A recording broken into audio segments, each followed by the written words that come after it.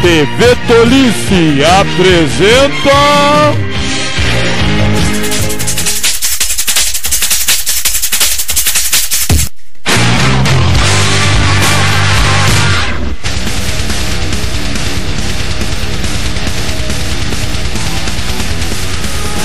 Programa do Eric. Outra pergunta aqui.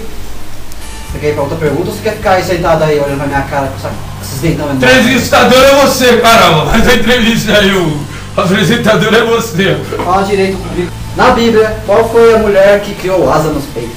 Eu queria ter visto essa cena. Asa nos peitos, companheiro. Foi a mãe do rei Asa que criou asa no peito. Foi a mãe do rei Asa que criou asa no peito. Foi a mãe do rei Asa que criou asa no peito. Foi a mãe do rei Asa que criou asa no peito.